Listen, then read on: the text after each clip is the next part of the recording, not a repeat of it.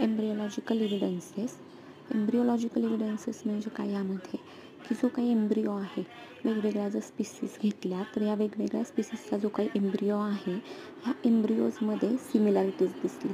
पण कुठल्या स्टेजमध्ये, जी स्टार्टिंगची स्टेज होती, इनिशियल स्टेजमध्ये काय दिसलं, सिमिलॅरिटीज दिसल्या. इनिशियल स्टेजची जी काही डेव्हलपमेंट आहे ती ह्या प्रत्येक स्पीसीजची सेम होती. त्याला म्हणायचं एम्ब्रिओलॉजिकल इव्हिडन्सेस. आता एम्ब्रिओ म्हणजे काय, की जेव्हा झायगोट फॉर्म होतं.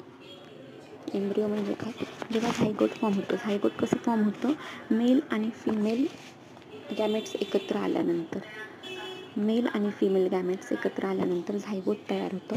हे झायगोट जेव्हा डेव्हलप व्हायला लागतं तेव्हा एम्ब्रिओ तयार होतं. आणि ही एम्ब्रिओची जी काही केस आहे किंवा ही डेव्हलपमेंटची जी काही स्टेज आहे ती ह्या स्पीसीजमध्ये सेम दिसली. Initial stage